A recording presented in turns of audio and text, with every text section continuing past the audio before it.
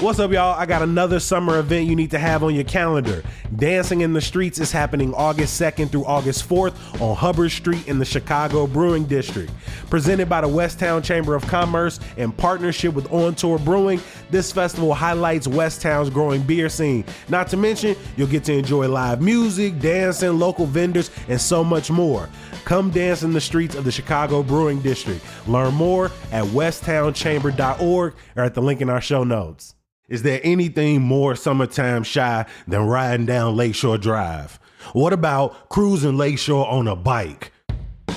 Don't miss Bike the Drive on Sunday, September 1st. It's the one day of the year when we can ride our bikes on DuSable Lakeshore Drive from Edgewater to Hyde Park. Trust me, I tell myself every year I'm gonna hit the whole thing, and I haven't yet. I haven't yet, but maybe this is the year. Use code STREETS5 for $5 off. That's STREETS and the number 5. You can register now at bikethedrive.org, and hopefully I'll see you out there.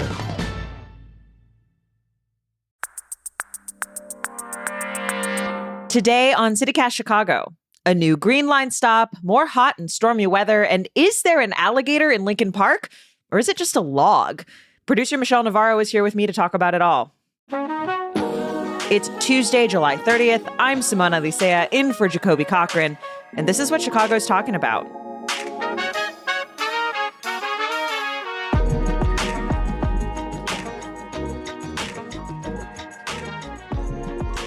Good morning, Michelle. How are you?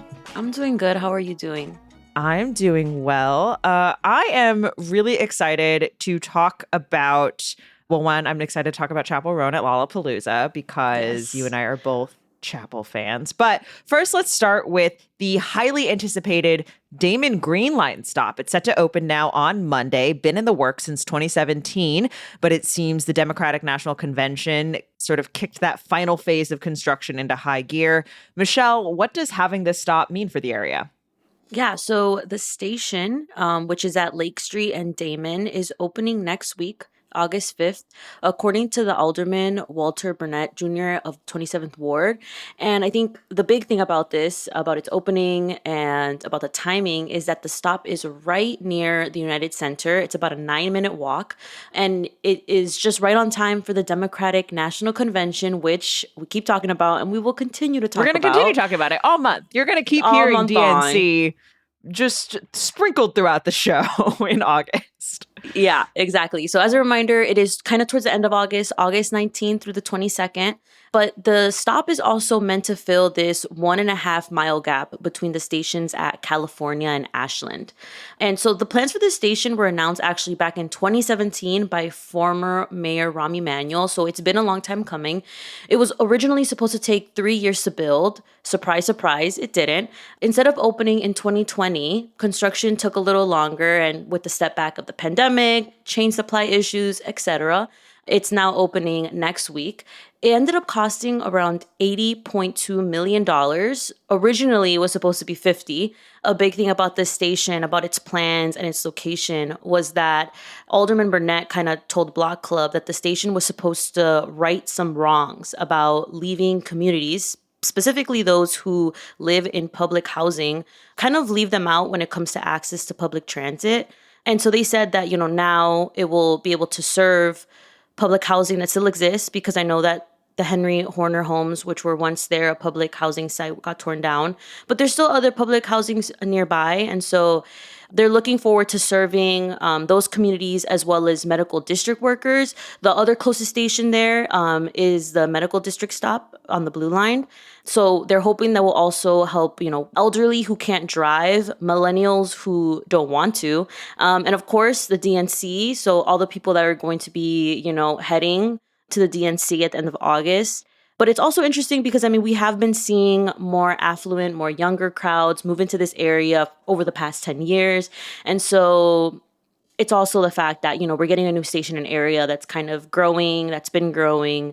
Yeah. There used to be a stop where the new Damon stop is, and it was closed in 1948. And since then, there has been this big gap on the Green Line. The other thing I think is interesting is, one of the most recent stops, like new stops that was constructed, was McCormick Place on the Green Line. And so I think it's interesting that you have like, right, that's the other main site where a lot of delegates are going to be staying during the Democratic National Convention. And sort of this, it's like this weird full circle moment. I also think, on the one hand, right, we love closing gaps in transit, right? Like I live on the north side on the Red Line, and like I routinely walk the distance between multiple Red Line stops. Like they're very close together. And it's like nice to be able to have a little bit more of that in other parts of the city. I think obviously the pandemic affected so much construction and so many different projects in the city, but it's interesting because even back in 2022, 2023, when construction was like really getting underway, the expected opening date for this was supposed to be first quarter 2024. It was already supposed to have been open, not just like, oh, the DNC is coming now, we really got to get this done because it's by the United Center, And I don't know, there's always this weird like, this is infrastructure, it's going to serve people, like it will be helpful and it will last, hopefully, way beyond the shadow of the DNC, but also like, to what degree are these things related, and does it matter that they're related? I don't know. It's always just kind of like leaves like a little bit of an icky feeling, I guess.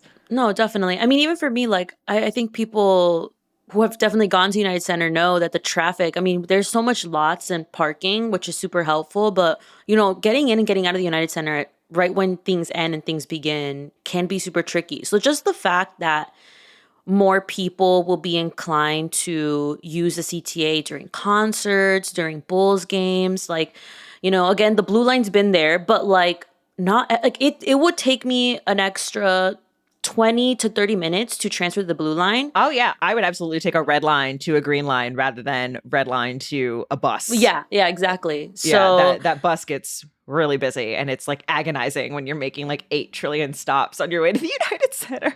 Yeah, and then like again, because there's gonna be, you're in competition with cars who are also trying to get to United Center, it's gonna push back all the bus delays and et cetera. So the fact that there is a green line, it really does just show that there's gonna be a whole extra, just like so many more communities of people that are gonna be able to access United Center and aren't going to have to think about parking, and our neighbors around the United Center aren't going to be as affected every time there's going to be something going on, which is like almost every day.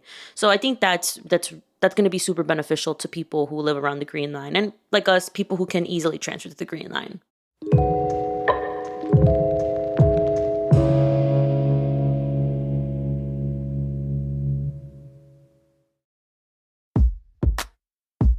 So maybe you out here trying to live a greener life. Maybe you want to reduce the amount of food waste heading to Chicago's landfills, and you're thinking about composting. If so, you got to try Waste Not. Here's how it works. Waste Not gives you a 5-gallon bucket with an airtight lid. That's where you're going to toss your food scraps, cooked or raw, paper products like napkins and coffee filters, and anything else that's certified compostable. Then the Waste Not team comes and collects your full bucket in electric service vehicles, might I add, and they leave you a clean, empty one. This happens every week or every other week, depending on your needs. Plus, for my gardeners out there, y'all gonna be able to get back some of the finished compost you helped create without ever having to deal with all the gross parts of the process.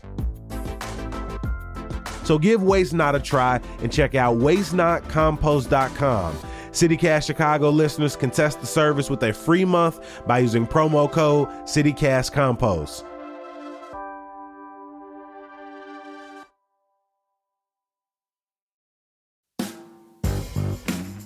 What's up, y'all? I'm back with another Ravinia Roundup. All summer long, North America's longest running outdoor music festival is putting on some of the most enjoyable concerts in the Chicago area, and trust me, they got range. August probably got some of my favorite shows of the summer. Not only are the Roots and TLC coming to town, but Victor Wooten and the Wooten Brothers are playing August 7th. You got Angelique Kidjo and Michelle Ndegeocello rocking the stage on August 8th. Plus, they also got movie nights as the Chicago Symphony Orchestra lights up the soundtracks of The Princess Bride and Up on back-to-back nights August 15th and 16th. Pack your own picnic to enjoy on the lawn or sit up close in the pavilion. And remember, each concert ticket comes with a free Metro ride. So pick your concerts, buy your tickets at ravinia.org, and if you like me, start planning your spread. I'll see you out there.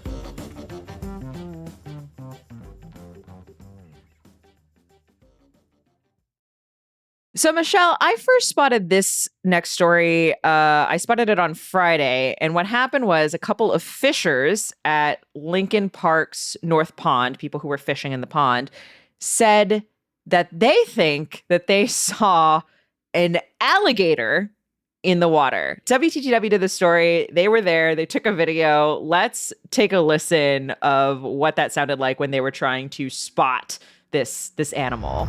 It looked like he's fighting for his life. Yeah, it does look. Oh, it is the. I think it is the alligator. He was fighting He's for his fighting life. for his life right now. That's That's what what he's it is. doing. Yep. No turtle. Exactly. No No, turtle. but- Swim and stay in one spot like that. Try to That get it on one. video. I'm trying to video, but it's not. So watching this video, it was super dark. You had like no light. They were out at night. There was like no light. I gotta be honest, I felt like I was like looking for a sighting of the Loch Ness monster. Like it felt very cryptid coded. You know what I mean? Like, but it's like, again, like if you're someone who you know, and you think you see something and you're like the first to see it, I feel like we would sound exactly like that. Trying to get it on video. Right, and you're trying to get it on video. I think the other thing too to keep in mind is back in 2019, of course, famously, an alligator was found in the Humboldt Park Lagoon. Chance the Snapper, we know him, we love him. A big fan of Chance the Snapper, and so to be like the next person to find, ooh, maybe there's a new alligator friend in Chicago. It sounds like it's probably not an alligator, according to some reporting by Block Club Chicago. What did they find? So they're saying that it was actually just a turtle on a log, which I think is the best part of this story. Because you could imagine, like, you know, a turtle that's floating on the surface, their back and their little head popping out could, you know, like if you're looking at it quickly or in the dark or whatever, it could look like the front head of an alligator. And I think, you know, you bringing up Chance the Snapper, which shout out to Block Club, because as a reminder, we call this alligator Chance the Snapper because of a naming contest that they had. But I think that really taught people like, whoa, anything's really possible. Like you really can just drop a baby alligator in a city body of water and it will grow. And it's going to grow. And people will discover it later and it's going to make like headlines everywhere. And so I'm not surprised that we're already kind of speculating different animals. I think something that probably also added to the confusion was that, you know, the two fishers, they were saying that there was a lack of fish they were catching. Like they just weren't catching as many fish. And then they saw some ducks that just like disappeared and they just saw feathers. So I definitely would have also been like, oh my God, there has to be something in the water. And also I think another part of the story that is just super delightful is that they even named the alleged alligator before they even knew it was actually out there. Yes. Call it. It's very good. It's a very good name. It is. I personally like it better than Chance the Snapper. Muddy Waters. Pretty iconic. Like way better than Chance the Snapper. And so, of course, named for the blues legend, for anybody who may not know, who is, you know, made his name in Chicago. you know, I'm kind of bummed that it wasn't real because Muddy Waters would have been so iconic. But, you know, who knows? There could be an alleged other animal in the future and we'll just pass down that name to, or we could just name the turtle Muddy Waters, I guess.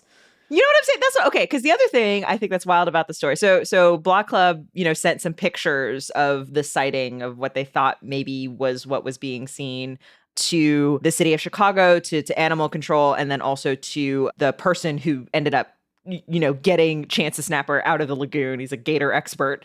And both of them were like, no, that's a turtle. And the other thing that they said was that it was maybe the turtles who caused the ducks to disappear, because here's a fun fact. Sometimes snapping turtles will attack and eat ducks, which is a thing I didn't know. Me neither. Yeah, I didn't know that either. That's super alarming. I guess I mean, like I knew vaguely that they were omnivores. I also know that snapping turtles, you know, they snap. Like if you've ever seen them, like, yeah, but you would think like leaves. Like, I don't know, like you would like, or even like little fishes or something. But like ducks are pretty like big. Again, I don't know how big a snapping turtle is. So if you had to pick one in a fight, duck versus snapping turtle, who are you betting on? I don't know. I'd bet on a goose over a duck, but I'd bet on the snapping turtle over the duck. I would expect the duck to like either swim away faster Or Ducks are chill, dude. they are pretty chill. They could just also get on land and just start walking away like faster than a And they turtle fly away, or fly maybe? away. Yeah, Yeah. so I'm surprised, but the more we learn. The real question is it only one turtle or is it multiple turtles? You know what I mean? Like, I don't know. There's a Yeah. lot of snapping turtles in our lagoons. Yeah, I mean, if it's the one on the log, we need to call him Muddy Waters. Or for the next animal, let's just reuse that name because I don't Reuse Muddy Water. Yeah, let's- save that. Keep it in our Let's pocket. keep it in our pockets because that was a really good idea. Yeah. If anyone else is out spotting animals in the wild, let us know because I now need a whole almanac. I need the whole guide, the wildlife guide to Chicago. We're looking for Chicago's next animal sensation. Well, thanks to our sponsor, Revolution Brewing, we are back again with a weekly festival update. And this weekend, Michelle, we've got the big one, 4-day, 400,000 people, Grant Park Music Festival, Lollapalooza weekend is upon us. Michelle, are you a Lolla fan? I am a Lolla fan. I honestly have only gone once back in 2019 for the Strokes, who I love, and for Tame Impala, who I also love, and Childish Gambino. That was a great year. That's a great year. 2019, Yeah. that was a great year. But before that, I would always just watch Lolla on YouTube. It's just like so much excitement, even if you don't go. I just feel like there's so much excitement with the idea, like so many like incredible artists just coming to Chicago. Personally, like if I were to go to Lolla, there is one person who would have just my whole heart, my whole spirit, and that would be Chapel Roan. Playing on Thursday, 100%. Yep. Playing on Thursday, I think around 5 p.m. I had looked it up, even though I'm not going because I've been participating in a lot of ticket contests just for the fact that maybe I will win one to see her on Thursday. But yeah, we're Midwest princesses on this side. 100%. You and I have talked about this. We are on the Chapel Roan train, have been on the Chapel Roan train for a while, and tried to get tickets to her Lolla after show, which, if you've got them, I'm happy for Jealous. you. Yeah, that's I'm true. hating on you because now resale is like $800 a pop, which is insane. It's wild. You know, it's funny. Lollapalooza, look, I'm not a big music festival person. It's a lot of people. It's a lot of bands. It's hot. It's crowded. I feel like it's a young person's game. I looked it up. Of the more than 170 artists featured, which is a lot of artists, Yeah. I recognized 14 of them over the course of all 4 days. Which, on the one hand, 14 artists would like be a lot to see in a weekend, but for like pound for pound, dollar for dollar, like you only like, I don't know, man. It's hard to justify. No, it definitely is. And I think this is something that like Lollapalooza, I think it's one of those things where if your favorite artists are headlining, that enough is like reason to be like, oh, I'll cop a ticket for that day. Or if there's two artists, oh, I'll cop a ticket for both days, you know?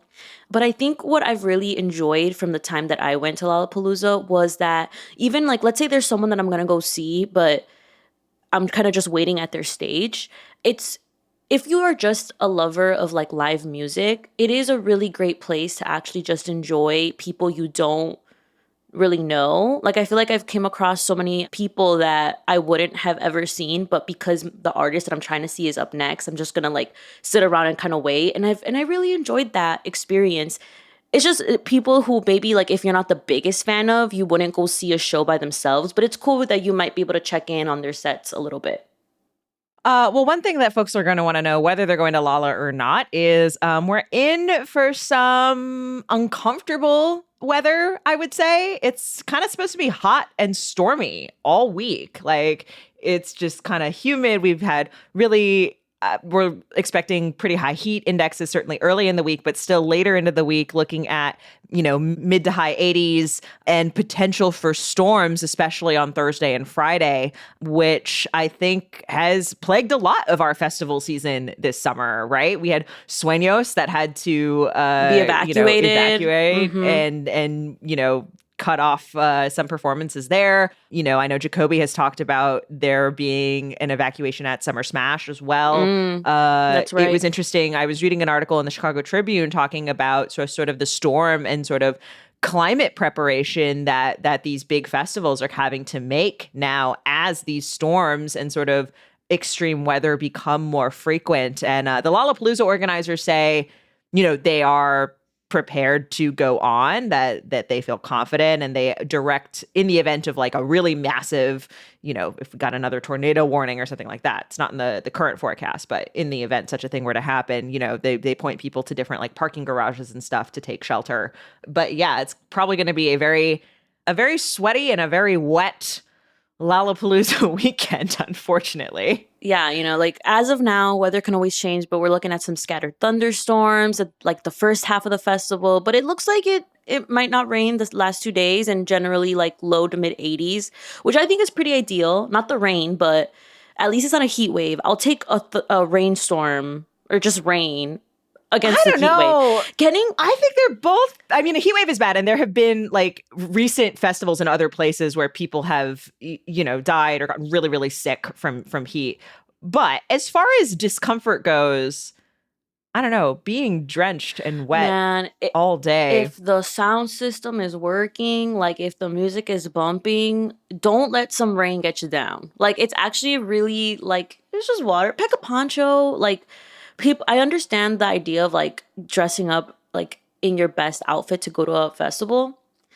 The artists aren't going to see you, so just be comfortable. I will say there is something have you seen those like clear like rain jackets, and then you wear like your festival your like fit wear. under? I don't know. It's kind of a look.